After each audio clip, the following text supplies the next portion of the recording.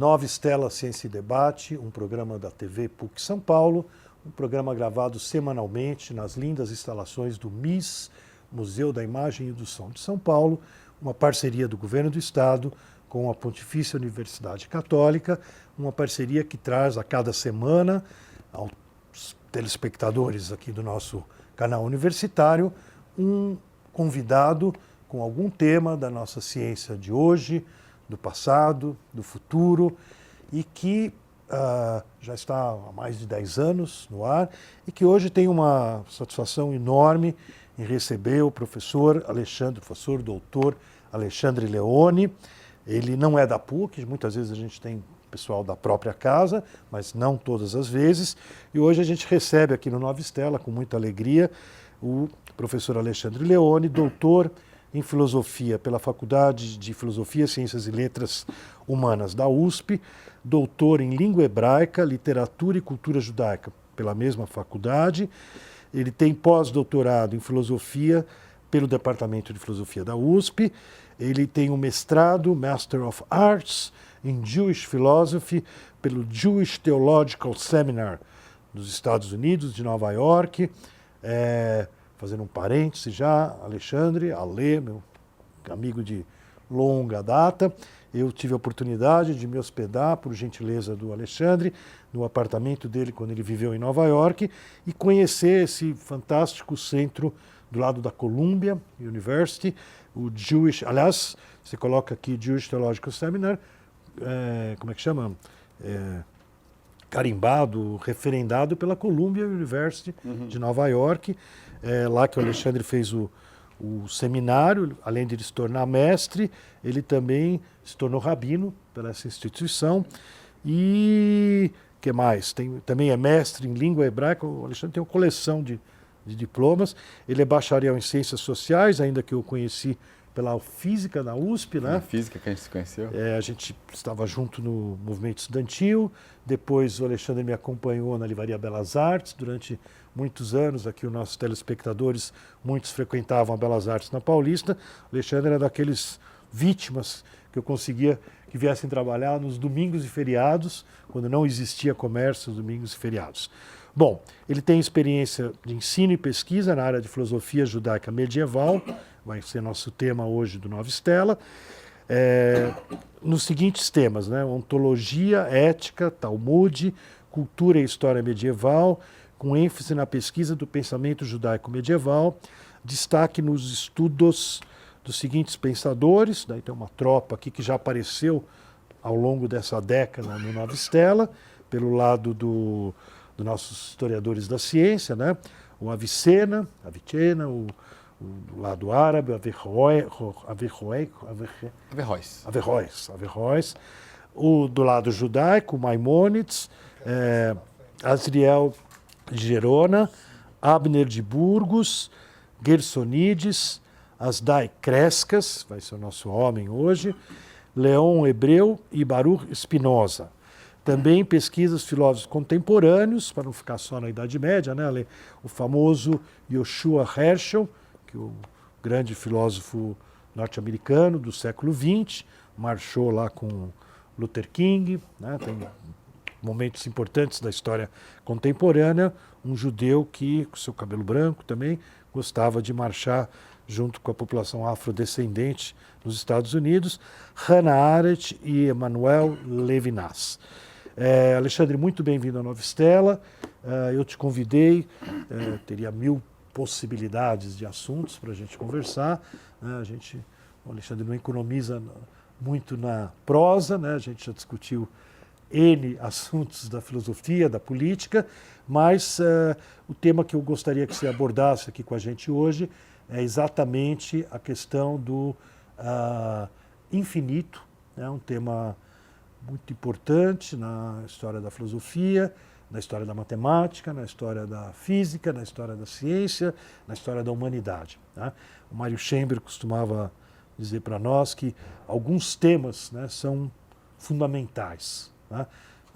Vazio, unidade, infinito, e vai por aí, né? Alguns temas que aparentemente o Chamber diria, né, que dependendo como a cultura de cada época lidou com esses temas, ela tinha uma visão do homem, do mundo, do universo diferenciada, né? Enfim, isso é um introito aqui que eu te falo, mas conta aí para nós que você fez um doutoramento sobre o infinito, né?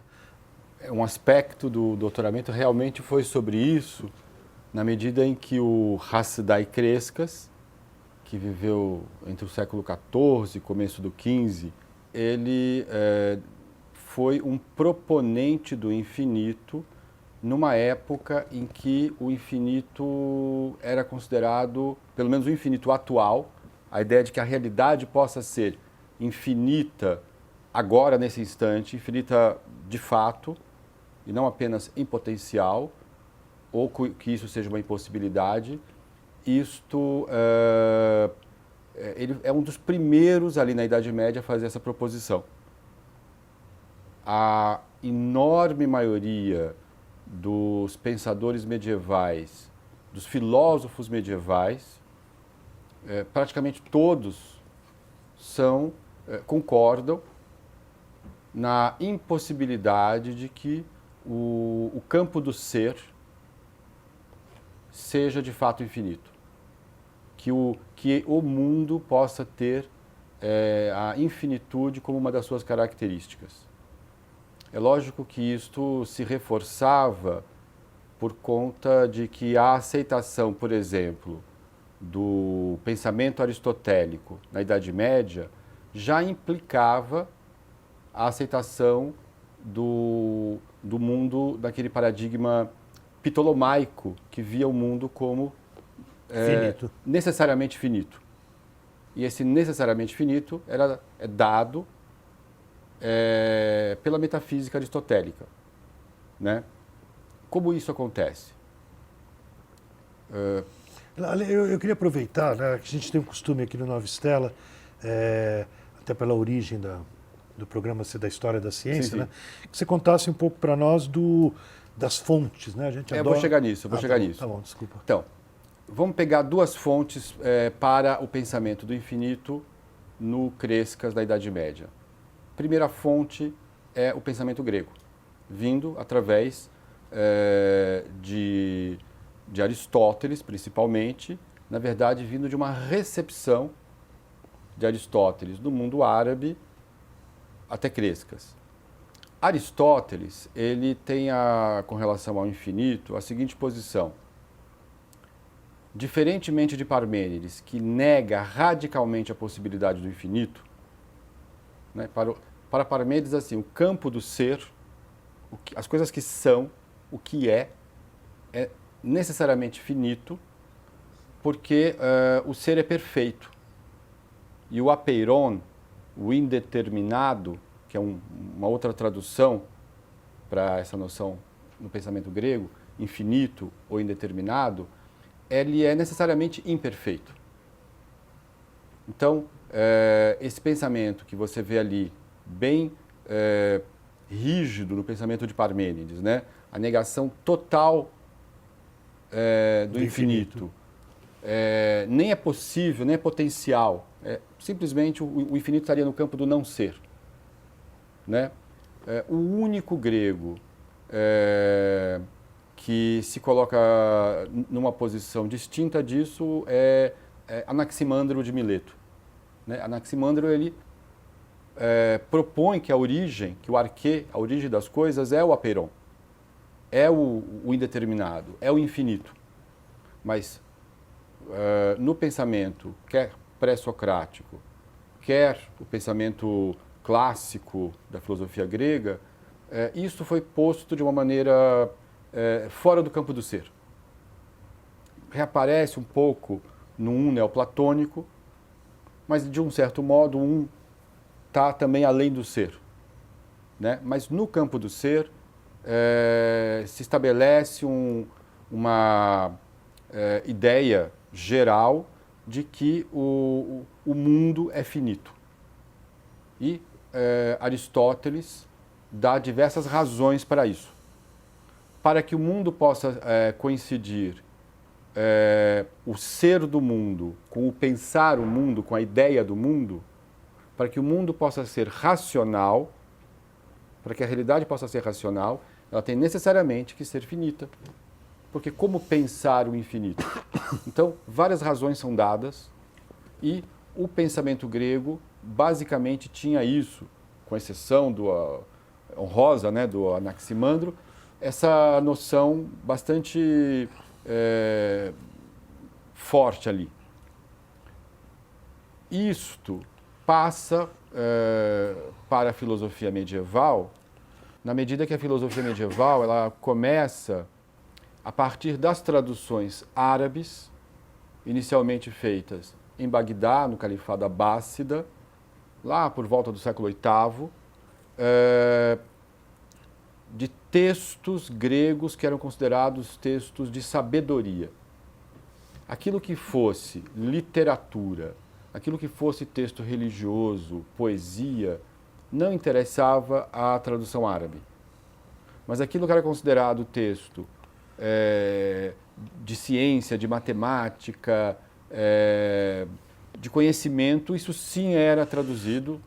Nós já tivemos aqui um especialista em Euclides, e é nesse momento, por exemplo, que aparece muito forte o mundo árabe, né? Que essas coisas são traduzidas sem necessidade de manter depois um contato com a fonte grega. Uma vez traduzido para o árabe, ganha uma vida. Ganha uma vida própria naquela situação. Muito, assim, as traduções de Aristóteles, elas vão circular muito além da filosofia.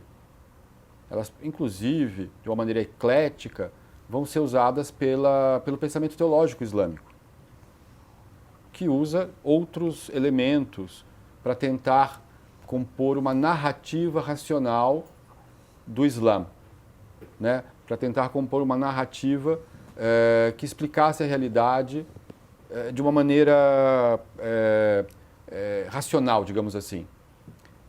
No entanto, e isso eu não sei dizer exatamente por que aconteceu,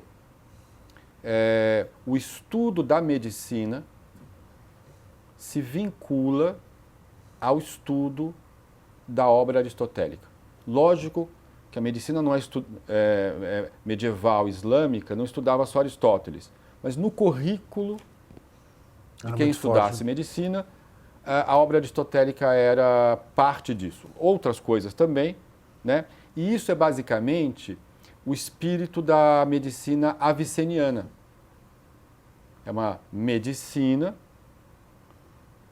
no espírito de Aristóteles. Teoria dos humores. Sabe que Aristóteles era médico, também via de uma família de médicos. Então, eu não sei se isto já era uma tradição que acontecia, eu não tenho notícia de como foi isso na antiguidade. Mas a carreira filosófica no mundo islâmico medieval passa pela medicina. Praticamente todos filósofos islâmicos e depois os filósofos judeus que viviam no mundo islâmico são médicos além de filósofos. Não há uma instituição como a universidade, a filosofia é estudada de uma maneira menos formal, mas ela está vinculada a essa carreira que para nós hoje é estranho, né? Parecem ramos diferentes dos estudos.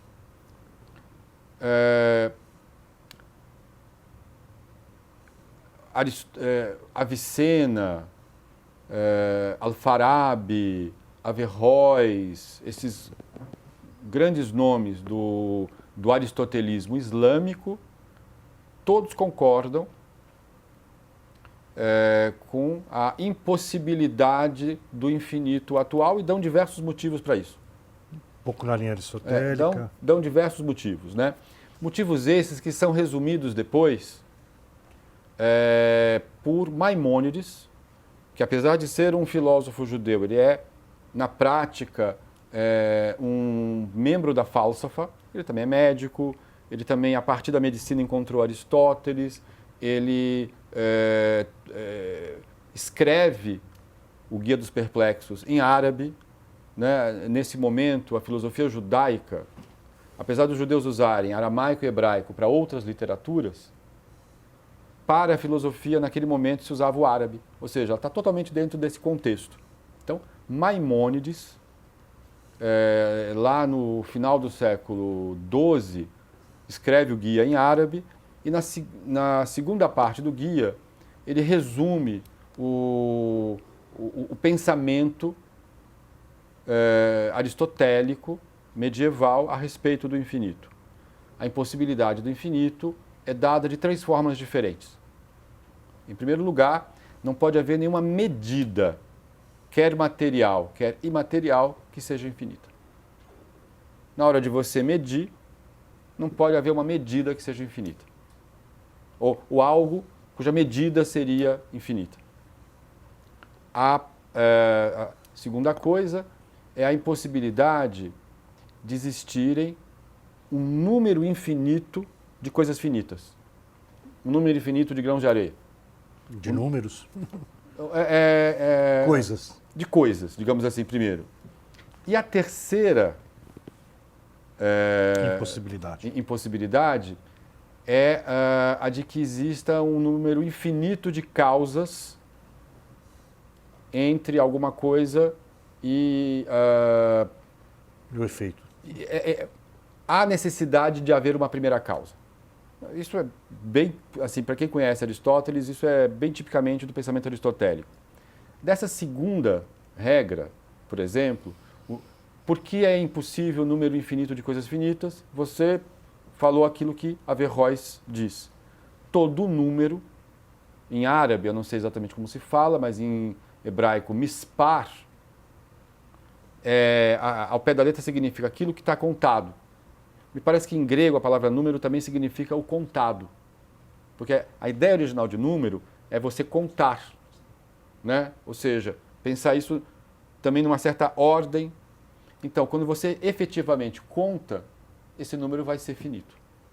Não importa o tamanho que ele tenha, ou o mínimo que ele tenha de tamanho, quando você finalmente o contar, será uma contagem infinita. Portanto, é interessante. Aonde está o infinito nos números? Apenas na potência. Você nunca vai chegar a um número infinito de coisas. Quando você chegar, vai ser sempre finito. É só potencialmente os números são infinitos. Mas o potencial significa não se realizou na atualidade. Isso nunca se atualiza. Mais ou menos ali, o nosso telespectador aí acompanhar, né? Quando você fala impotência, né? Só existe o impotência, né? É um pouco assim, em pensamento, né? Não no mundo, não no ser. Impotência é algo que o ser pode vir a desenvolver, é algo que ele tem em semente, mas que não se desenvolveu plenamente. A árvore, existe impotência na semente, isso em Aristóteles aparece isso. Né? A árvore, a semente pode se tornar uma árvore, só que quando ela é semente, ela ainda não é árvore na sua atualidade. Então, o que é impotência não o é em ato. E há uma transformação que acontece para que aquilo que é potencial se presentifique, né? Porque ser em ato significa ser nesse presente momento. É isso que a expressão quer dizer, né? Em ato, aqui e agora. Como é que Crescas faz a crítica disso? Porque o início do texto de Crescas sobre o infinito é justamente a partir da crítica dessas 3 posições. Só para aquilo que eu tinha te pedido, fazer é meio burocrático. Eu vou chegar de novo no... Não, então, porque onde é que o Crescas, você está dizendo assim, então, na primeira parte que ele fala do infinito, onde que ele fala disso? Né? Isso que ele fala para nós é muito... tá bom, vamos lá. Crescas tem é manuscrito, né? Porque no início do século XV, em 1410, muito provavelmente, é publicado, lógico, em manuscrito, o mais importante livro da obra de Crescas, que chegou até nós, que é um livro chamado Or Hashem, A Luz de Deus. Então, este livro é aonde ele faz a crítica do Guia dos Perplexos. Ele dedica, pelo menos o primeiro tratado do livro, a crítica direta Que é do Maimônides, das uns 100, 200 anos antes. 200 anos antes. Isso, legal, legal. Praticamente toda a corrente filosófica judaica de Maimônides até o século XV são ou mais averroístas ou mais avicenianos, mas de algum modo estão sobre o guarda-chuva de Maimônides, né? O Maimônides é a grande referência e a narrativa aristotélica proposta por Maimônides, com diferenças, você vai ter outros pensadores que vão ler, inclusive Maimônides tentando corrigi-lo de algum modo, mas basicamente assim, todos são aristotélicos em grandes... De carteirinha. de carteirinha, assim, em geral, assim, você pode dizer isso, né?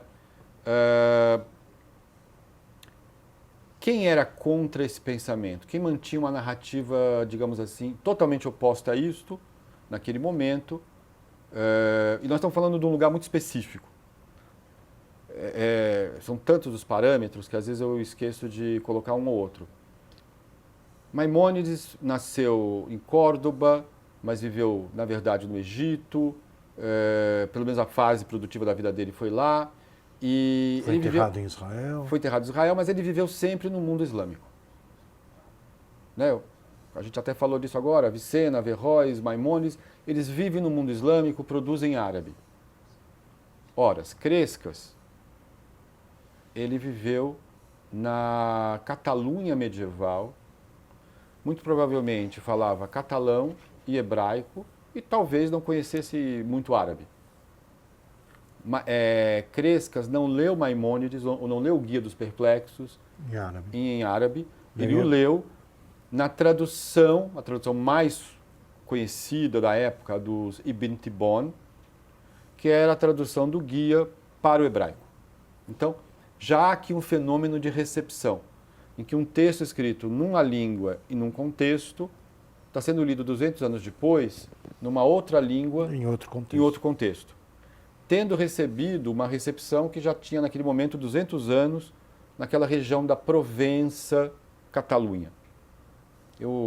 Na minha tese, eu chego a abordar isso, o contexto cultural, um contexto cultural de uma comunidade judaica que hoje já não existe mais.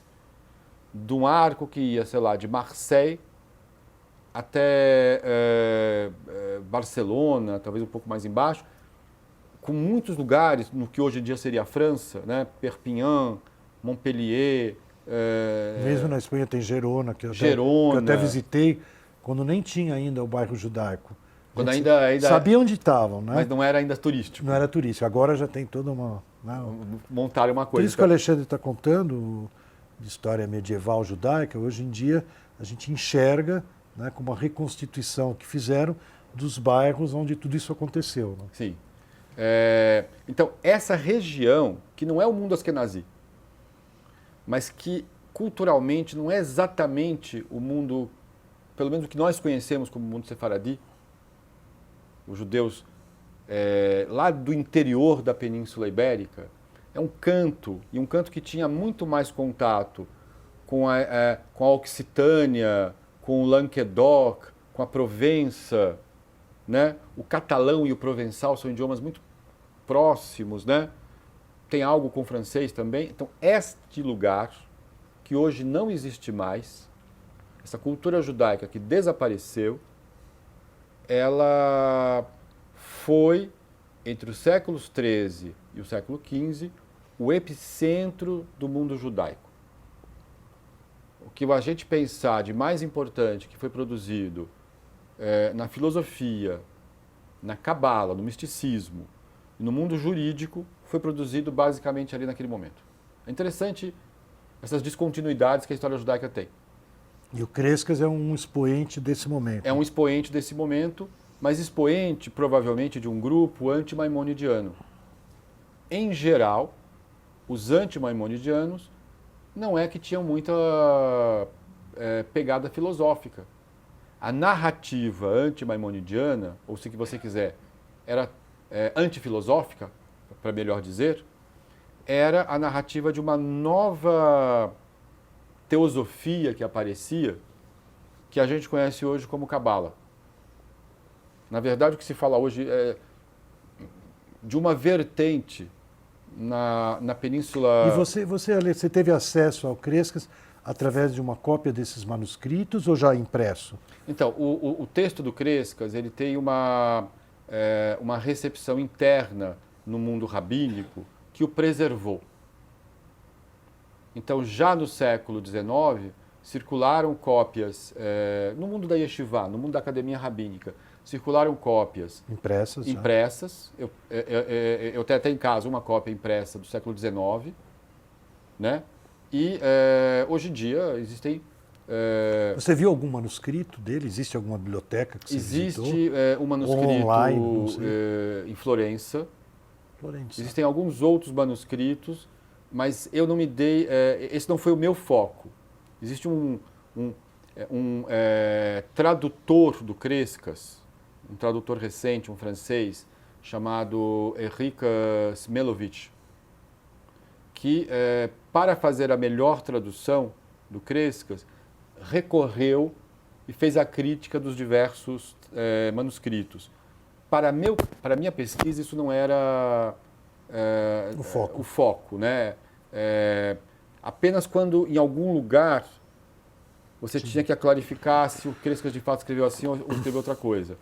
Alexandre, eu vou te interromper. O tempo da televisão voa. Eu falei muito e não cheguei lá. lá. Não, falou muito bem, falou muito bem. Alexandre trouxe para nós um pouco da filosofia judaica medieval, tendo aí o link, aí o tema do infinito, o aristotelismo, o anti-aristotelismo, e o Nova Estela vai assim, né, no dia de hoje, como foi o programa com o Alexandre Leone, jogando uma luz aí sobre esse longo período da Idade das Trevas, que na verdade não é a Idade das Trevas, e esperando, né, como aconteceu na Renascença, que novas estrelas apareçam e nos iluminem em pleno século XXI. Nova Estela se despede, esperando o telespectador conosco na próxima semana no mesmo canal.